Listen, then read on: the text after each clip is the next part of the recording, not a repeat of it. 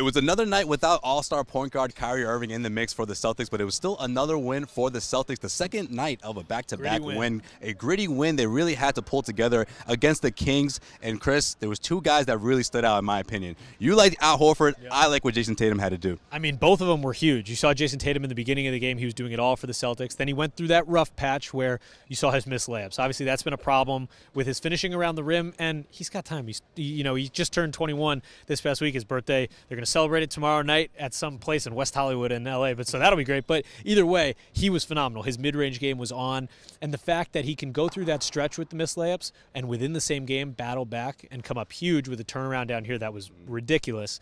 That's growth, because old Jayson Tatum last season, during his rookie season, he starts to have a tough game, midway through the second quarter like that pattern was, and the rest of the game falters. Yeah, see, I was going to say, Chris, you know what helps with that? If you keep going to the rim. Yeah, like, it drives me crazy when Tatum doesn't do that enough because he can blow past his defender. He showed that, against the Kings, and then you see him sort of take – or the old Jayson Tatum would start settling for jump shots instead of continuing to drive to the rim. Yeah, and the same goes for Jaylen Brown, too. I know this is, we're going to focus on Tatum, but Jaylen Brown is the same way. He was a guy who used to settle a lot for those perimeter shots, and lately he's been really aggressive. Keith Smith tweeted out, aggressive Jaylen Brown is the best Jaylen Brown, and that's true. Get right to the rim because both those guys are so athletic, they're so skilled, they can get to the rim with ease, and you saw Tatum do that tonight, even when things weren't going his way. Right. This segment is powered by 1 in 100. Head over to clnsmedia.com/Celtics raffle where you can enter to win tickets to see the Boston Celtics at TD Garden. The first entry is always free, so if you haven't entered, do it tonight. Head over to clnsmedia.com/Celtics raffle.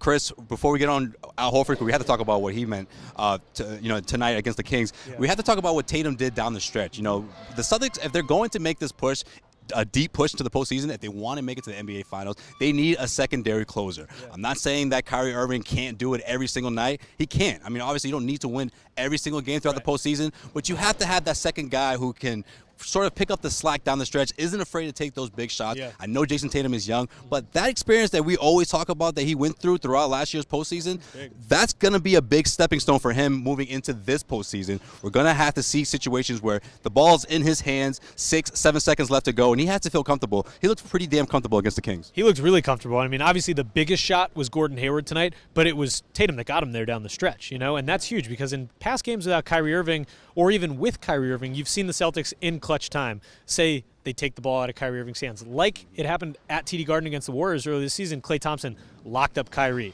and the rest of the Celtics were standing there kind of stagnant, not knowing what to do. If you can have a guy like Tatum step up pretty consistently, that's huge, especially in clutch time, which the Celtics have been pretty good in this year.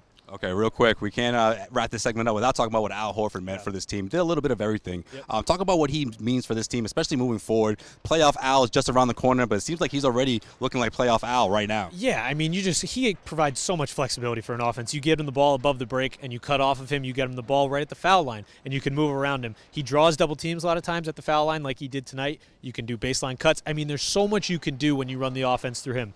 We heard Steve Kerr say it earlier this season. He's the wheel. Everything runs through him for the Celtics. You saw it tonight. Good things happen.